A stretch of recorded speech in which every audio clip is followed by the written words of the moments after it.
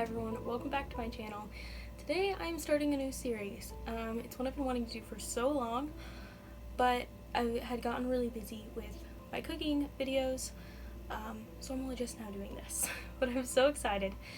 I don't really have an official name for this series. If you have any ideas, let me know. My working name for now is going to be the Tea House Exchange because I have always loved the history of coffee houses. They originally started out as places where people would meet and discuss philosophy and different philosophers, different literature, different talks of the time, and they would drink coffee while they're there. It was kind of a newer thing and people were really liking it. But I'm going to do the Tea House Exchange because, first of all, the tea part, I always think of books, like the beverage that goes with books to me is tea. I love coffee, but tea seems to fit more. And I love watching other YouTube channels with their tea videos, tea and book videos. So I decided to do tea, and then exchange, I added that part on because I want this to be an exchange. I want to talk to you guys, I want to talk about our favorite books together, and really make this not one-sided. I love to talk, and especially about books, so this is kind of to encourage some comments back and forth and discussions. I want to talk to you guys, I want you guys to get to know each other as well, and I just want this to be like a very community-like thing. So that is why I have the name. It is a little bit boring though if you don't know the backstory on it, so I'm not sure if it's going to stay that way, but that's what it is today. The subject for today's video is my 10 oldest books. I pulled out some of my oldest books. I don't have very old books. My first one is from like 1902, I think. But I thought it'd be fun to kind of pull those out and talk about those, some of my favorite things about them, whether or not I've read them, what I thought of them, and all that. Today's tea is, this is House of Anonymous? I don't know how to pronounce that one. I should have looked that up, but I didn't. But this is a black tea with freeze-dried strawberry, mango, and pineapple pieces, cornflower petals, calendula petals, sunflower petals, mallow petals, nut oil, and natural flavors. This is a new one. I've actually only had it one time, and it was gifted by my friend Noelle, so thank you, Noelle. I had it last night, and it was so good, I decided to have it again today. It's a very fragrant, kind of sweet vanilla tea. It has a lot of floral notes to it, and actually my sisters did a tea review on this one, and I will link that below if it is posted when I post this. And this is a new teapot too that I'm very excited about. Wanted a clear glass teapot for a while now. They're always beyond my budget, but this one I found and it was on sale. So excited. So now I have a clear glass teapot. That one's very good. It kind of tastes like vanilla, but I don't know if there's any vanilla in it. I really like it. Alright, so let's start with the oldest book. My oldest book is one I have not read. It is a recent book of mine that I just got. It's so pretty. I have wanted a book with like this kind of botanical cover for a while. This has like clovers on it. You can see the flower heads and the little 3 leaves, lots of clovers, and the gold, is it embossing, I think it's called, is intact on almost the entire book. They never put it on the bottom and the side, but the top of it has gold embossing. You can kind of see the front, the embossing is like perfect. The spine is more faded, but this was in like perfect condition, and I got this for free. I was so excited to find this. And this one is copyright 1902, Eaton and Maines. And the dedication says, "To my friend Reverend Willis P. Odell, D.D. This volume is affectionately dedicated." This is a series of sermons that were preached over the space of only like a month. And they printed them in this book for people. It's by Louis Albert Banks, and like I said, the title is The Healing of Souls. This is in like pristine condition, probably because it is a book of sermons. but I think this would be kind of interesting to read. Sermons aren't my favorite to read. I'd rather just, like, you know, hear them in church or listen to them, but this was really pretty, and I do like to, I have read little snippets of it, and it sounded pretty interesting and like a good book. So I do still want to read this book. I don't normally get books that I'm not going to read. If I found one that was really pretty, I might do that, but so far I haven't. I've always read them. So this one I'll probably eventually read, but I have not yet. Alright, the next oldest is one I actually got off of Thrift Books last year. Collected Works of Gustav Flubert, this is one of my larger books. It's pretty thick. I was a little bit disappointed because I got this off of Thrift Books, and you can't be guaranteed of what book you will get. The picture doesn't always match what you get, but I decided to take a chance. I have a few different ways that I look for old books on Thrift Books, and I plan to do a video on that later. But this is just proof you can't always be completely sure, even whenever you check all of the little things to look for. So this one, it's still a pretty book, but it's not what I was looking at. The other one, I think it's been a while now, but I'm pretty sure it was a leather edition, and it was really pretty. This one is not leather. It is still old, but it's not leather, and the gold in this is coming out. It looks like, but it was kind of interesting because I was able to kind of study how this was made, or how I assume it was made. When I was looking at this, it looked like they have a stamp, because you can see like this is crooked on here, this pattern, and the parts that were deepest where the gold like embossing came off, I noticed there was like black marks. So I'm wondering if this was like burnt on and then filled with the gold. But yeah, the gold is kind of fading, but it has it on the spine. It's in pretty good condition aside from that. The pages are in perfect condition. They actually look very new. You want to guess how old these are. And speaking of the age, okay, so this was by the Walter J. Black Incorporated Publishing House. And it says copyright 1904 by Walter Dunn in London, printed in the United States of America though. And this one I got this originally because it has Madame Bovary in it, and I saw this book recommended on Instagram. I can't remember which account shared it. It's been about 2 years, but whenever someone recommends a book that I think sounds interesting, I go to my Thrift Books or Goodreads, and I will save it to my want to read list. And so this had been on there, and then I found that they had this one, so I got this one instead, because it has more than just Madame Bovary in it. Still have not read any of it though, so I need to do that soon. The next one is one of my very favorite books. It is so good. This edition is absolutely glorious. I love it. This is another Thrift Books find. This one, however, was successful, unlike this one. This one is a partial success, but this was in better condition before I got it, but when someone was taking it off my shelf, they ripped this more than it had been before. It was partially ripped, but anyways, they ripped that off, and the corner has since gotten a little bit dog-eared more. But I bought this one last year as well. That last year is when I really started focusing on growing my collection of books, because I actually have a safe place now to store all of my books. I'm gonna have some more tea, because I'm thirsty.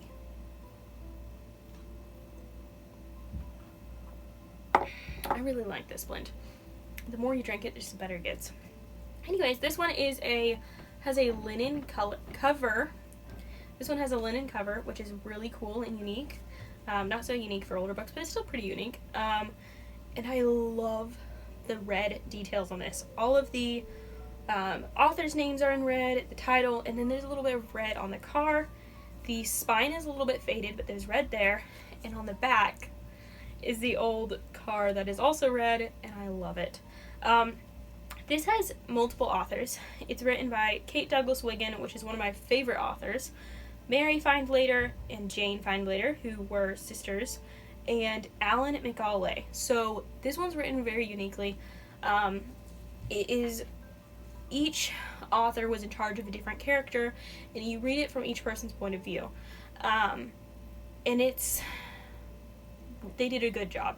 A lot of books that are written like this I don't really enjoy, and it's really hard to switch from the different writing styles, But this one, they just encapsulated each character's character so well that you didn't even, like, the different writing styles seemed to match it, and you didn't really notice it as much. And it's a very short read. If you are new to reading antique books or older stories, I highly recommend this one. It is so good. It's hilarious and a little bit romantic, and it's just so amazing. I highly recommend this one.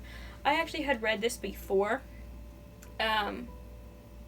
I bought it, like, years ago, and I've read it a few times, but I never had a copy, so that's why I got this one. This one has a really pretty book plate in it. It says, "I enjoy sharing my books as I do my friends, asking only that you treat them well and see them safely home." And then the name on here is Margaret Ferguson.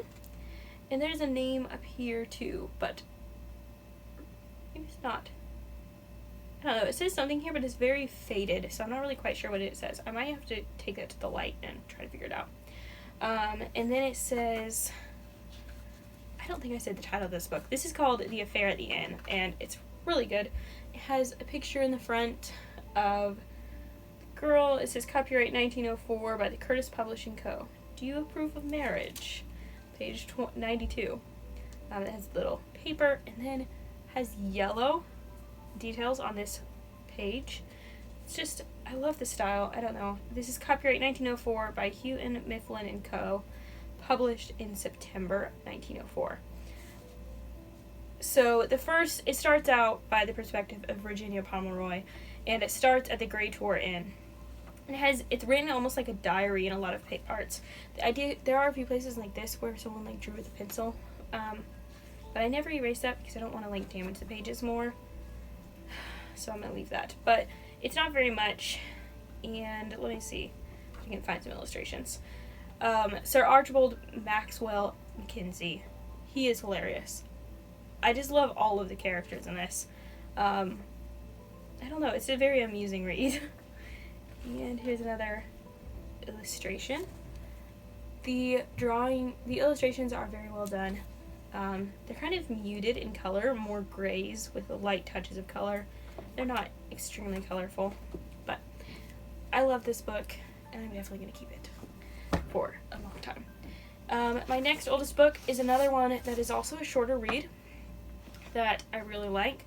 This is by Kate Douglas Wiggin, who helped write this book. It's called The Old Peabody Pew, and this one's in really, really good condition. You can see, like, the green and the red. It's supposed to be like a Christmas time book. And then I love looking at the details and, like, how they made things. So this one you can see, like, the picture is, like, glued on, and it's just, I don't know, it's neat. And then it has some pretty spine details. It just has a bit of holly and some little berries, and then it has the author's name, of course, and the title name. This one is also shorter, and it has stamped inside the library of James R. Hadley. Return promptly. Mr. James Hadley was very worried about this book. He stamped it multiple times. And then this says Daughter Sherry, May 1908. It's kind of funny because you can tell that the man who wrote this started to write 18 and then wrote over that with a 9, which I think is kind of funny. Like, we all do that. Not those years, but we all write dates wrong. But I don't know, it just seems to make it seems to add to what I know of, like, the man. Like, obviously he was older, lived in the 1800s and all that, and you'll see from the rest of the inscription that he's obviously older. But I don't know, it just makes it seem more interesting. So it says, Daughter Sherry, May 1908. May 1908 be a Merry Christmas, Daddy. And I just love that. And then this one is full of illustrations. Something else I always think about too is how much people put into the older books, how much care. So my phone died, and I wanted to keep doing this while it's still light. So we're gonna keep going. Hopefully I didn't skip over any of the books. My next oldest book is The Golden Boss, just so pretty. The next one, this is one that I got, I'm trying to remember where I got this one. It might have been, it wasn't thrift books. It was either at a bookstore or thrift store. can't remember, I got this one last year. This one, I think it was either really cheap or free because it's a bit more beat up, and I got it anyway. I'm pretty sure it was a thrift store find. I'm not 100% sure though. And has some cool illustrations. This is Conan Doyle's best books in 3 volumes, illustrated. This is a study in Scarlet and Other Stories, Sherlock Holmes edition. So this is, I believe, book 2 of the 3. Yeah, no, this is volume 1 of the 3 volumes. I don't have the other 2. The copyright on this one doesn't have a copyright date. I remember looking it up, and I can't remember exactly when it was, but it was in between 1907 and whatever the next book will be. I'm not sure. This one's really interesting. It talks about, a bit about Sir Arthur Conan Doyle, and then it starts in with the Sherlock Holmes stories, and I just really love it. I read those for the first time when I was, I think, 11, and I just loved his stories. And I was really sad to learn, though, that he hated writing them. He started out writing them, I think he wrote the first 1 or 2, and then he would have stopped, except he was very poor, and he needed the money, and that's all that anyone would buy from. He tried writing other books. No one really appreciated them, and he couldn't sell them to anyone, so he had to go back to writing his books, which he only got small royalties on, and that's how he made his living. He never was a success in his other works, and I thought that was really sad that he was stuck writing books that he didn't enjoy.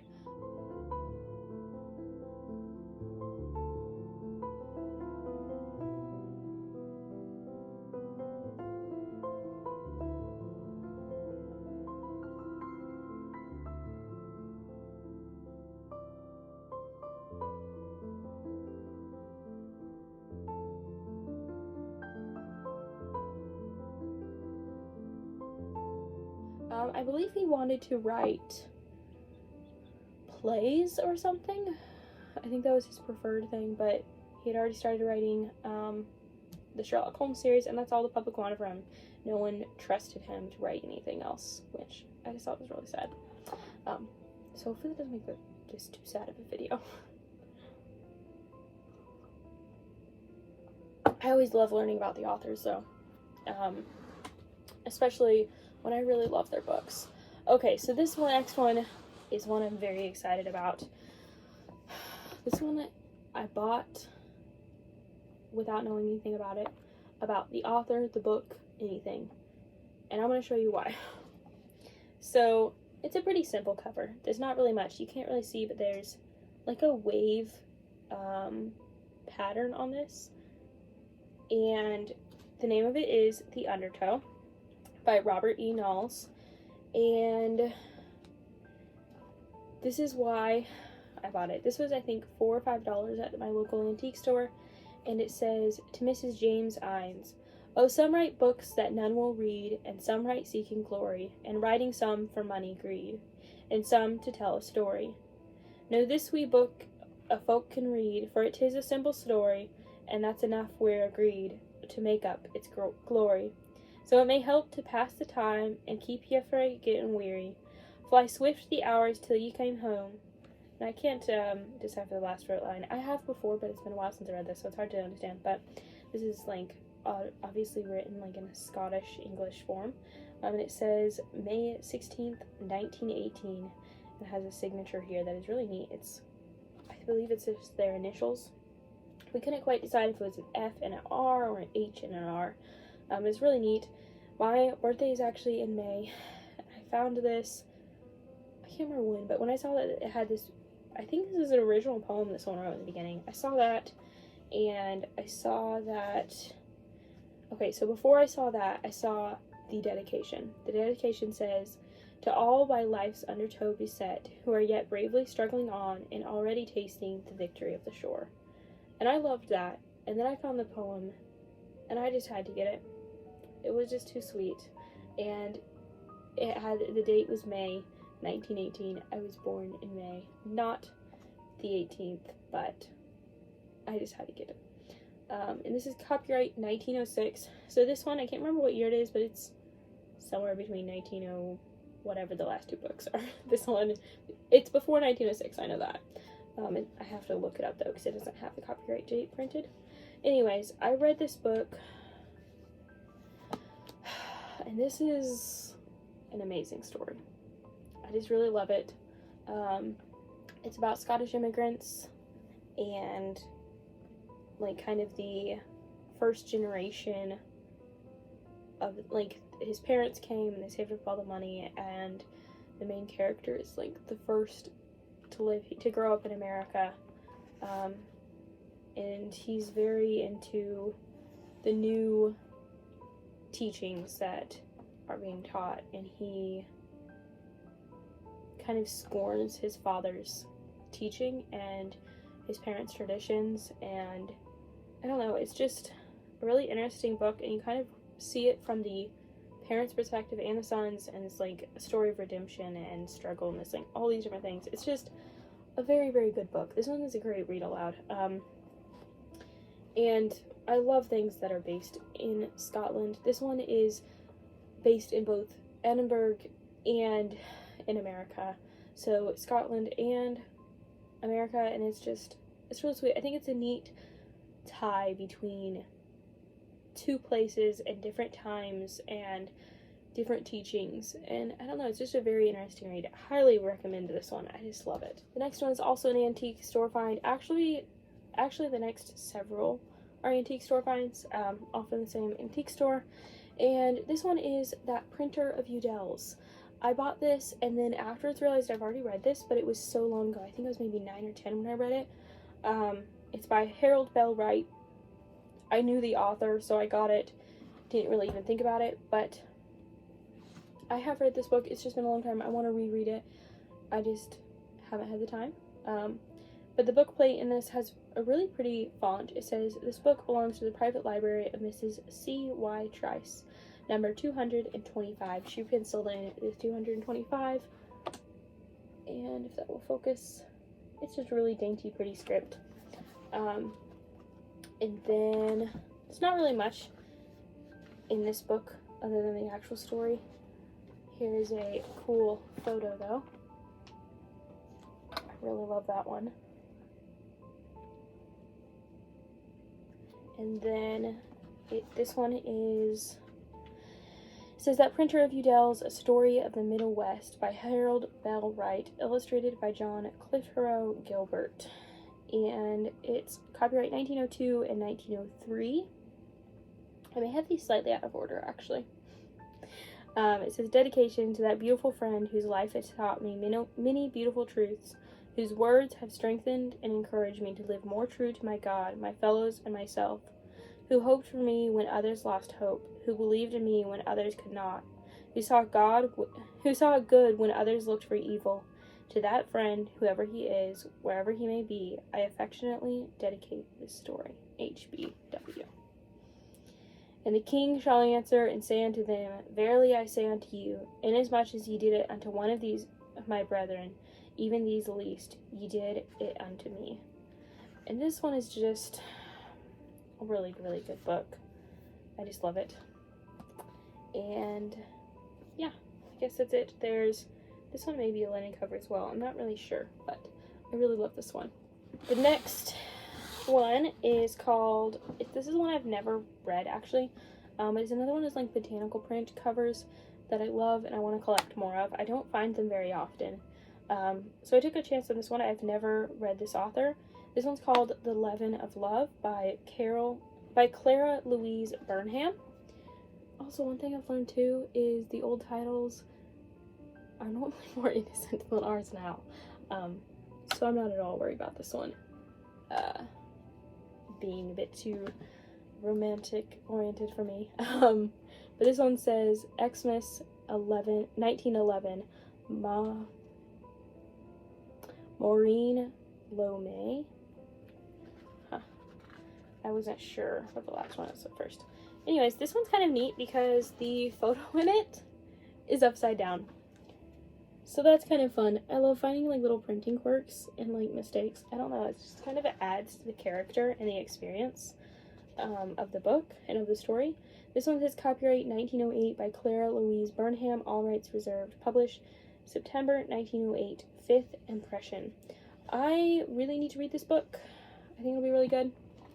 And from what the little bit I flipped through, I haven't looked up a description of this or anything because I don't like to learn about books before I read them. But you can see it used to have like some, it didn't have gold embossing, but it has gotten like a little bit dented at the top, so it looked like maybe it had for a minute, but it didn't. This one has a really neat spine as well, some really pretty flowers, and it matches the cover. But look at how lovely that is. I just love it so much. I want to collect more books like this one and the very first one that I showed you, as well as like these ones that have the photos on the front. I don't know, I just like these ones. My prettiest books are my oldest books. We'll add that to the growing stack. And then book number 9. This one is probably the most I've ever paid for a book, or an old book. And that was because I did it on accident. I read the thing as, I think I read it as $2, and then it was more, I think it was $12, because the person had put the one like so close to the dollar sign that it looked like it was just part of it, and I didn't notice it until after I paid for it and went outside because I was in a hurry. But I decided that was okay and I was going to do it anyways. This is called Rosalind at Redgate. There is some like sun fading on this. The front cover is really faded, and I didn't even realize how faded it was until I saw the picture, the copy of the same photo on the inside. But this one is really cool because it has like these, like, if I can show you, these arrow embossings, like raised marks, and then this photo is pasted on the gold. The cover's a bit sad as well, but a lot of the gold embossing's still there. It obviously had some water damage because you can see by the back and how the front is wet. It's a little bit warped. I would not have paid $12 for it if I had noticed that, but I misread the price when I was in a hurry. It says Mr. and Mrs. S.E. Seminole. So I don't know what the last name is. And then it's by Meredith Nicholson. It has this really pretty photo in the front. And it's just a black and white photo, but there's colorized photos later. And it says the Carnival of Canoes. The paper by the Bobbs Merrill Company. It says, the dedication says, to my mother, and it's copyright 1907 November. And then it has a quote from As You Like It. It says, Rosalind, I thought thy heart had been wounded with the claws of a lion. Orlando, wounded it is, but the eyes of a lady. And then this is from Mort Darthur.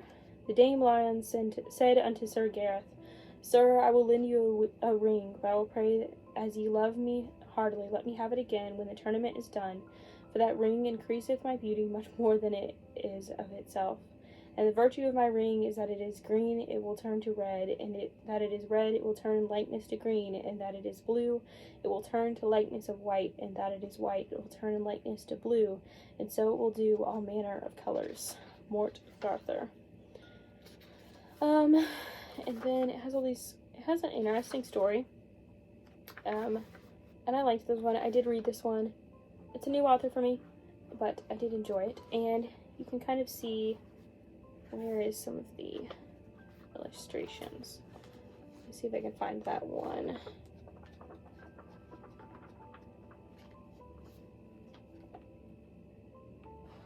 Well, that's not the one, but there's this one, which is kind of funny.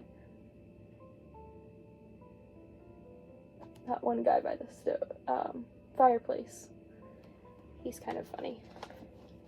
Anyway, it's that one, and now we have accumulated quite the stack, and there is only one more left. This one was my first pretty antique book. I've always loved books, and I've always loved old books, but I always read them in Kindle, and I guess I didn't even fully realize you could collect such pretty books. Like, I thought they were just, like, not really very many left. I didn't realize how easily they could be found. And my journey with antique books has become pretty recently in comparison to my love of reading. I've loved reading ever since I was about 7 years old. But only in the last maybe 4 or 5 years have I really realized how many old books there are, you can find, and I guess I always kind of thought they were all in museums, but it turns out there's a lot of old books that museums don't really have any interest in. So that's when I started collecting. I actually started collecting about last year, a little while after I got interested in books. This is the Life of Pontiac, the Conspirator by Edward S. Ellis. This is a history book, which I did not realize when I bought it. But I mean, like, I'm open to all books. This one's so pretty. And I just think it's so neat to see how they, like, would glue the photos on. This one is, like, one of my few books, too, that has an interesting spine. Like a man riding a horse, the title. Most books you don't find with interesting spines. It's all on the cover or it's non-existent. This one is cool. It has a stamp in here from 1919. It says American Red Cross, Merry Christmas, Health and Happy New Year. And then it also says, from Levi to somebody. And you can kind of see the stamp. It's hard to see the writing, but you can see the stamp. And it also says Mervyn Summerwalt, I think. Some of these is a little bit harder to see, especially if they're unusual names that I'm not used to seeing. It's harder to recognize. It has a little bit of a map. And it says, The Life of Pontiac the Conspirator, Chief of the Ottawas, together with a full account of the celebrated Siege of Detroit. And this is copyright 1910.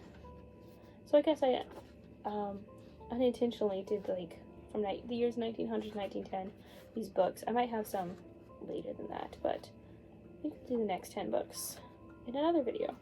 I can't remember. This one I read most, but not all, because frankly I got a little bit bored, and I didn't have very much time to devote to reading, and I didn't want to be stuck in this book forever. So I moved on to another book, but I want to finish it sometime. So I do think it's interesting. It's definitely a beautiful cover, though, and spine. Well, that is all for this video. I hope you enjoyed seeing some of my older books, and I hope to do more videos like this. If you have any other book-related content videos, let me know, because I think this is just really fun. I love chatting about books, and I have very few friends who want to hear all about every book, and I think this would be fun to turn this into kind of like a chat and just everyone talk to each other. Tell me about some of your oldest books. I would love to hear about them, and what are some of your favorite authors? Some of my ones that I've really been, one book that I saw that I want to read lately, it's not,